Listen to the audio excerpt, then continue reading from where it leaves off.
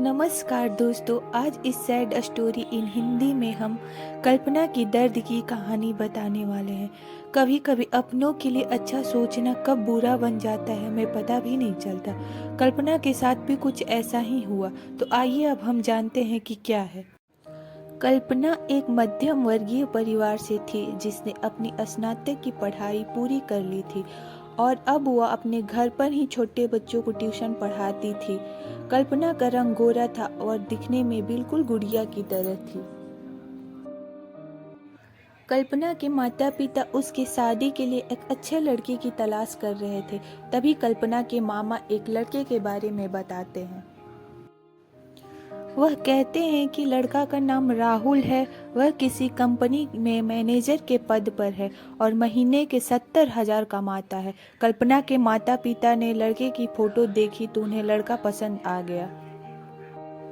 जब कल्पना की मां ने कल्पना को लड़के की तस्वीर दिखाई तो कल्पना ने कहा, जब आप दोनों को लड़का पसंद है तो मुझे भी पसंद है। अब लड़का और लड़की वालों के परिवार ने मिलकर शादी की तारीख तय कर दी। कल्पना के माता पिता बहुत खुश थे कि उनकी बेटी की शादी एक अच्छे घर में हो रही है। पूरे धूमधाम से कल्पना की शादी हो गई। अब कल्पना अपने बचपन के घर को छोड़कर एक नए घर चली गई। कुछ दिन तो कल्पना को अपने माता पिता और अपने घर की बहुत याद आई। कल्पना की शादी के अब महीने बीत गए थे। अब उसके पति राहुल पहले जैसा व्यवहार कल्पना के साथ नहीं करता था। कल्पना से वो चिड़चिड़ा सा रहता था। राहुल अब न पहले जैसा कल्पना को प्यार करता और न ही उसकी बातों को मानता। कल्पना को समझ नहीं आ रहा था कि वह क्या करे। वो बस रोकर अपने दर्द को कम करने की कोशिश करती। एक दिन कल्पना को पता चला कि राहुल सिगरेट पीने के बहाने छत पे जाता और किसी लड़की से बातें करता है। जब कल्पना ने राहुल से पूछा कि आप रोजाना छत पे जाकर किससे बात करते हैं, तो इस पे राहुल ने जवाब दिया कि वो मेरे ऑफिस का फ्रेंड है, बस उसी से बात करता हूँ और तुम अपने काम से मतलब रखो, ज़्यादा सीआईडी बनने की ज़रूरत नहीं है। होली का दिन था। राहुल के कुछ दोस्त उसके घर आए थे। सभी ने घर पर पार्टी किया।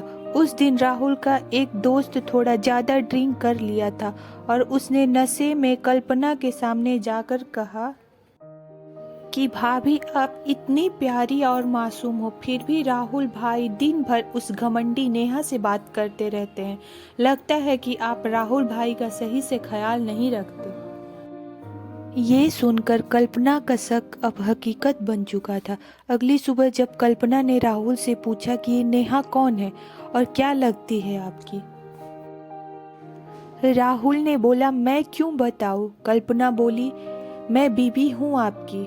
फिर राहुल ने बोला, देखो तुमसे पहले वो मेरी लाइफ में आई। कल्पना बोली, तो फिर मुझसे शादी क्यों किया। राहुल, बस तुम अच्छी लगी इसीलिए शादी कर लिया। कल्पना बोली, अब तुम देखना मैं उस कमीनी लड़की को कैसे सबक सिखाती हूँ। नेहा को जब कल्पना ने कमीनी कहा तो राहुल ने गुस्से में कल्पना को बहुत मारा और उससे कमरे में बंद कर दिया। कल्पना की सास को सब पता था, फिर भी वह अपने बेटे के सामने एक शब्द भी नहीं बोलती थी। शाम को जब राहुल आया तब उसने रूम का दरवाज़ा खोला। उस दिन कल्पना की तबीयत खराब हो गई, फिर भी उसी हालत में उसने खाना बनाया। कल्पना ये सारी बातें अपनी माँ को बताना चाहती थी, लेकिन चाह कर भी वह नहीं बता पा रही थी, क्योंकि वह जानती थी कि अगर उसके माता पिता को ये सब पता चलेगा तो वह परेशान हो जाएंगे।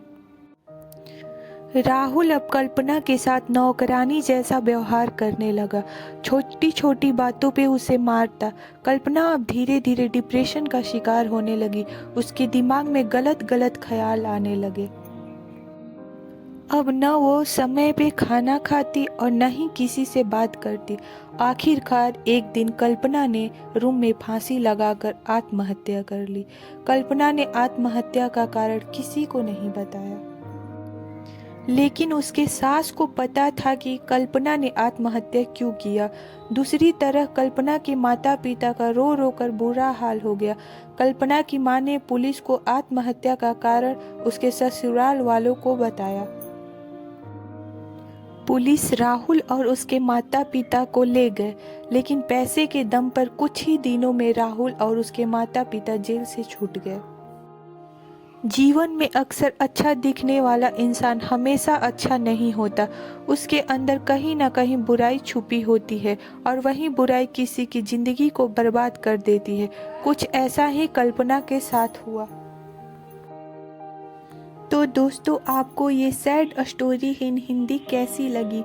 आप हमें कमेंट के माध्यम से बता सकते हैं। अगर आपको ये दर्द भरी स्टोरी पसंद आई हो तो इसे अपने दोस्तों के साथ शेयर भी करें। धन्यवाद।